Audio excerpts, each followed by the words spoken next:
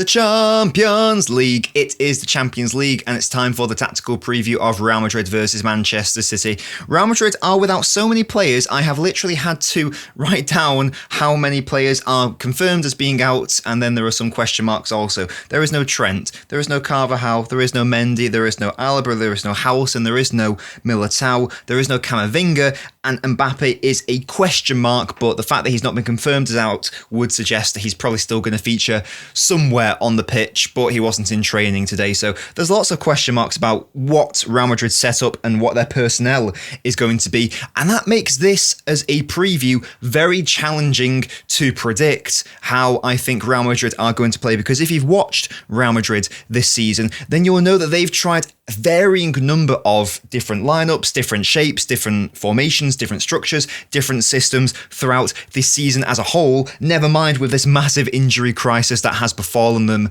on the eve of their match in the Champions League against City. So it's going to make it very, very hard to try to provide some value into how I think Real Madrid will play, but I will nevertheless try my best. We'll of course get onto City and how we think might be best for City to set up in the match also. So this was Real Madrid's most recent lineup against Celta Vigo. Now, Militao did have to come off. Rudiger did come on. So it's probably more likely, well, no, it's certainly more likely that we will be seeing Rudiger rather than Militao, because Militao got injured and he's definitely unavailable. So Rudiger will be starting. That's bad news for City because he always seems to have a good game against us. Very frustrating. So I alluded to earlier how Alonso this season hasn't really quite figured out what he thinks is the best balance for this Real Madrid side. He's tried back threes, he's tried a 4-3-3, he's tried double strikers, he's even gone back to the 4-4-2 off ball and the diamond 4-4-2 from Ancelotti's time. So this is how they set up against Celta Vigo and Bilbao most recently. You've got the front two of Vinicius and Mbappe. Once again, question marks. Mbappe may not even be starting. Gula would go to the tip of the diamond, Tchouaméni at the base. I'm just going to pop these up there. And then Bellingham and Valverde, who would technically start out wide, would come in more so narrow. And then the width is provided by the fullbacks. What you would also see in the earlier stages of build-up, Tchouaméni would drop between the two centre-backs to form a back three. So at times this was a 3-5-2, but it did often revert with Tchouaméni pushing up into more of a more traditional 4-4-2 diamond midfield. That diamond midfield with Tchouaméni at the base, Gula at the tip, Bellingham and Valverde on the flanks of that diamond.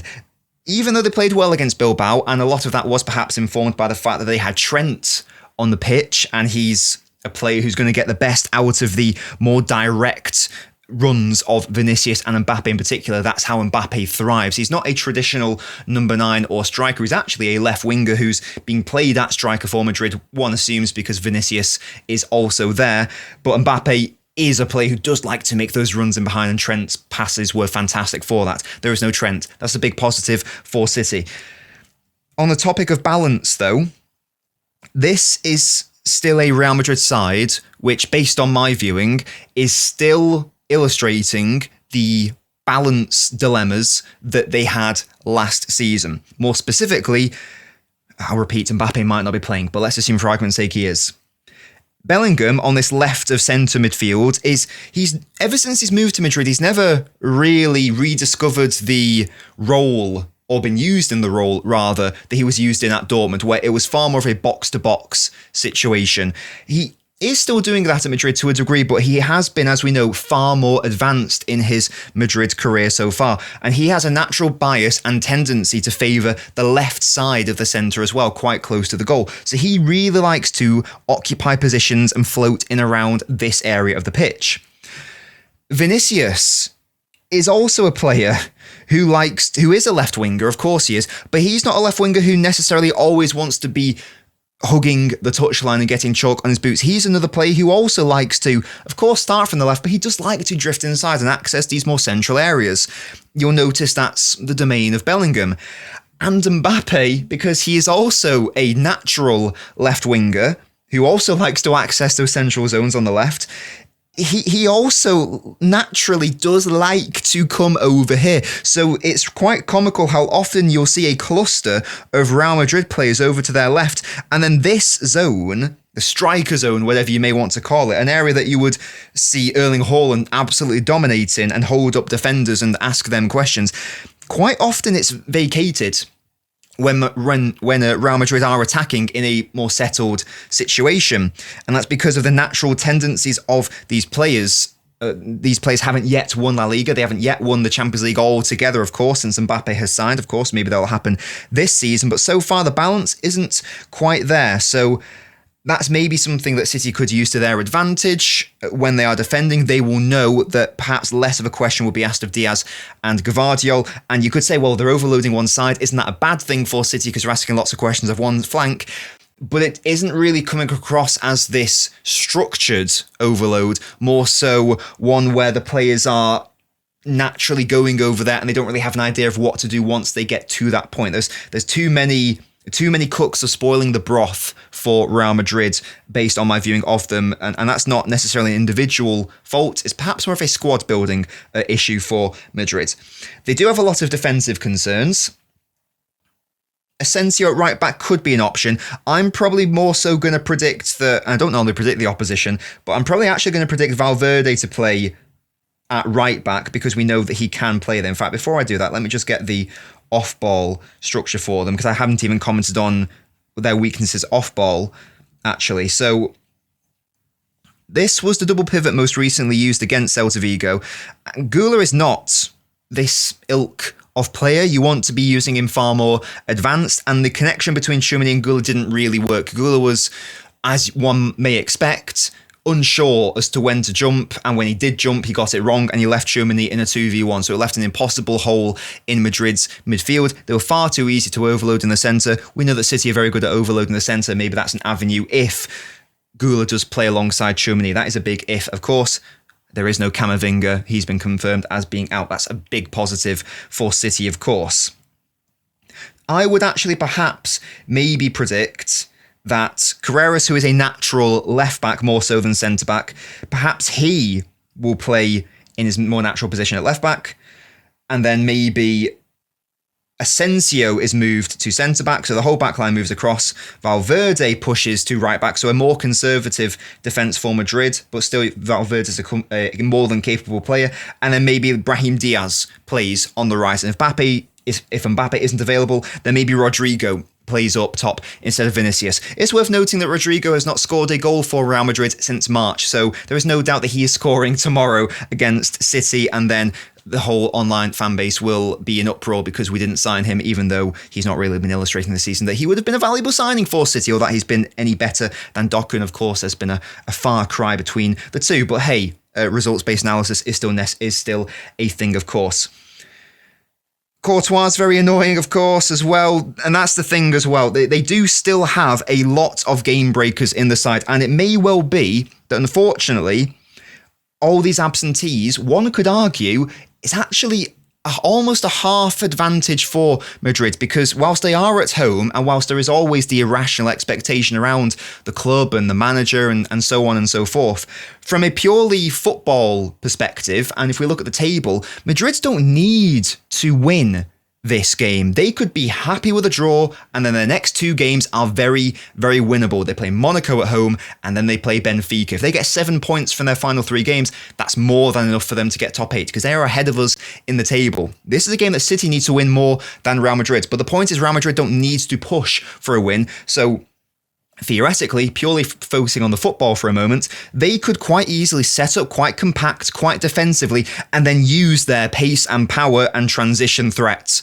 to bypass and play through City's weak out of possession structure, which has been a concern for City this season. Whether it's Mbappe starting, or Rodrigo, or Vinicius, or Bellingham, or even Tchouaméni, there are still lots of dangerous threats there for Madrid on the counter-attack. So I would suspect this is going to be a game that Madrid wants to be a transitional one, and it will be a game where Real Madrid are probably not too fussed about not having a lot of the ball. They will want this to be a direct game. That is the opposite of what City should be going for in this game. City must not make this a direct basketball match. If we do, we will lose. We cannot have this. It's like second half against Fulham, where City went far too direct, far too quickly, far too attacking, and Fulham nearly were able to get back into the game despite being 5-1 down. What we need from City is the measure and degree of calm that we saw against Sunderland, where you pin your opponent in, you deny counter-attacking opportunities because that you are pushing them so far back, and you just don't rush your decisions, and it's all very calm and lovely. And it's the exact opposite of a basketball game. You want to be camped in the opposition's half and or defensive third. And there will, of course, still be the transitional threat. If it is Vinicius and Mbappe playing, there have been large criticisms from their fan base this season that these two are essentially passengers out of possession. That could be another massive benefit for City. So that's Real Madrid. It's also worth noting that Liverpool beat them. I know it's at Anfield, but still, they are not necessarily as imperious as they once were. This is a very good opportunity for City to get a good result. That's not the same as saying it will happen, but it's a very good opportunity. I don't think it's a must win. I think it's a must not lose. I'm not going to say I'm happy with a draw, but I think we should be trying to get the win. And I didn't think I'd ever be saying that at the Bernabeu, but that is a state of how Real Madrid are as a squad, as for results, and also City as for a squad and results as well. We are still missing Rodri, and that is a shame, and that is unfortunate. And Stones as well, but Stones, unfortunately, is basically a non-factor nowadays in Kovacic. But apart from that, City have a strong squad to select from. There are question marks because, so this was the side that started against Sunderland, and this was also the same side that basically the exact same side that started against Fulham and Leeds, the only difference being it was Shirky in for Reinders. Outside of that, there's lots of minutes in a lot of these legs. City, unfortunately, don't really have the wiggle room for that much rotation. We play Real Madrid and it's a must not lose. We have to try to win the game, I think, and then we play Palace away, and then we have a League Cup game where maybe we can rotate. But right now, I don't know if we have the facilities to do that. Pep does not seemingly trust his bench that much. I can't remember the last time he ever went with such consistent starting 11s. Donnarumma, of course, is going to start. I'd be amazed if the back line changed. Absolutely staggered. People have suggested, could Kusanov not come in? I don't know why you would disrupt this back four, though, and I don't think Pep would take that risk either. Kusanov's last game was against Leverkusen. His game before that was against Swansea, where he struggled. His game before that was against Arsenal, where he had to come off at half-time. Is the Bernabeu the game you want to introduce Kusanov? I'm not sure, particularly when Diaz has been so lovely as well, and we know that Nunes is quite important to the structure of this side. I don't think that makes much sense. I'm also going to propose that the midfield stays the exact same. Nico has to play, of course he does. Foden has to play, of course he does. One could argue that, do you bring in Reinders for Bernardo? The retorts to that maybe. I've just said that we want this to be as calm as possible. Reinders for Bernardo is the opposite of that, and we know that Bernardo does start a lot of these very important games. So I wouldn't be staggered if Reinders started, but I don't think this is going to be a game where space is ever present for City. I think it's going to be the opposite. I don't think there's going to be much wiggle room for City to operate in. Reinders is better when there's more space. Of course, it's the Champions League, so it will be a slower pace, you'd like to think, especially if we can make it not a basketball game.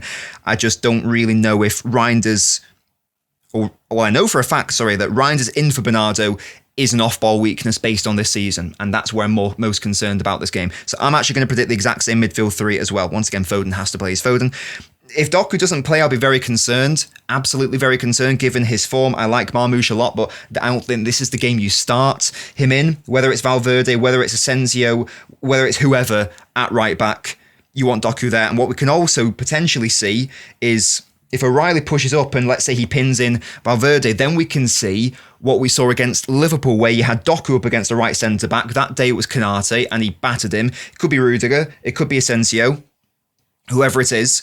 I'd back Doku to take on that centre-back 1v1. So that's another potential fun avenue. And if they are setting up defensively, then and we want to pin them back, then Doku is the player to do that. Definitely. Haaland is Haaland, of course, will play.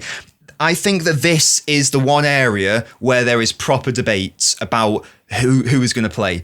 I would like, in my heart, I would love it if Shirky started, because he was wonderful against Sunderland. He was fantastic against Fulham outside of that first error when he came on against Fulham, also because he brought a true level of calm to the game that was missing. We were missing it against Leeds as well. We got it against Sunderland, and I think a lot of that was because of Shirky coming into the side, and he would provide a lot of calm to a game state where I've said it's ideal for City to have that. I just wonder whether Pep is going to risk being that adventurous at the Bernabeu, given, even with all their issues, even if I just said earlier that their left-sided overbalance is not ideal, there's still a lot of pacey boys out there on that left side and powerful legs on that left side through Bellingham, Vinicius, maybe even Mbappe if he's able to play, or Rodrigo if not. Carreras with the overlap as well. I just wonder whether Pep views him as a potential defensive frailty. Perhaps, I'm not sure. So even though it's not what I want, because I would like Cherki to start, I'm not going to predict him to start. And there's another reason why I'm not going to predict that, and it's partly informed by the start to how we set up against Sunderland. If you watch my match analysis for that game, then you'll know that City did not set up with double overlapping fullbacks and a back two. We actually set up with a back three. So Nunes did not bombard and maraud forwards as we would normally expect him to do. He actually played more so at right centre-back for the start of that game and for large portions of it, until it became immediately obvious that Sunderland were very, very defensive. So Nunes then did push up to provide some width and also to provide an underlapping option, basically to allow Cherki to not have to play out wide. I don't know if that was just cause. Why not? Because Nunes, that's not the first time Nunes has played there. Could it have been a fear that Pep was concerned that Sunderland were going to come out and engage us quite high, so he wanted another body in the back line? Now, if he was cautious enough to do that against Sunderland, would he be cautious enough to do that against Real Madrid at the Bernabeu? I think the answer to that is a definite maybe. In which case, if you are playing Nunes more so as a right centre-back to have another body in the back line because you're concerned about a counter-attacking threat, but you still want your right back to be able to push up and attack if needed, what you don't want in that scenario is certainly you don't want Cherki out at right wing on his own. And against Real Madrid, I don't think you want Bernardo out there on his own because it's not 2023 anymore. And Bernardo was largely ineffective against Sunderland on the right until it was Nunes pushing up. But if the idea is you don't really want Nunes pushing up that much at all and only in certain states of the game, it doesn't make sense to play Cherki or Bernardo right wing. That's just a theory, a Nobbins theory. Thanks for watching. No, so I don't know if I'm reading too much into it, and perhaps I am. But my gut is telling me that Cherki's not going to start. My heart is saying, start Cherki, start him. My gut is telling me that Cherki's not going to play. Everything that I've just outlined there means that you have to play an actual right winger at right wing, someone who can actually hold the width and be a proper outlet there. And if that is the case, then the only option is Savio. And that sounds mad to predict, because I know that he's not very popular right now. Something is telling me that this is how City are going to set up, with Nunes more so in the back line. It may even be that Bernardo drops slightly deeper, so you have more of like a 3-2 build to have even more of a rest defence against their counter-attack. But either way, in like the later phases, it's probably more likely to be something like this. With Savio holding the width, O'Reilly on that left side, that allows Doku and Foden central access. You've got Bernardo controlling from behind, Nico likewise. And there's always the opportunity for Nunes to push up if it calls for it, and you still got Diaz and Guardiola at the back. I don't know why, but my gut is telling me that Savio is going to start, so therefore that's what I'm going to predict. Pep even commented that Savio is going to play a lot of minutes this season. He commented very positively about his off-ball work rate against Sunderland as well. We'll need that against Madrid via the threat of the counter-attack. That's my prediction for City starting 11. I appreciate that will be very unpopular, but that is my prediction, not necessarily what I want to happen. I want Cherki to start. This is a prediction that I am making. I think that City can win this game. I don't think City must win this game. I think City should win this game. 2-1. To City is what I'm going for at the Bernabeu. Let me know what your score predictions are in the comments section. Really hope you enjoyed this tactical preview. I don't normally do previews or post-match analysis videos for the Champions League group stage games because they're only group stage games. But if you enjoyed this video, then let me know in the comments section that you also want to see a tactical post-match analysis of it as well. And maybe, if I get the time, I can do that for you guys as well. But you have to let me know in the comments section if there is the demand for it. Thank you so much for watching. Really hope you enjoyed that. I think I did all of that in one take, which is pretty exceptional. Sky Sports, eat your heart out. Get me on there right now. Thank you so much for watching. If you would like to support the channel, there are a couple of ways you can do that. Buy some merch on LNobbins.com. Become a YouTube member or support the Patreon. The links for all of those are in the video description. Patreon link is on the screen right now. And shout out to my highest tier supporters across those platforms: Tony, Spartacus, Silver Splits the Blue, Ethan Larios, Austin King, Rowan, and Yusuf.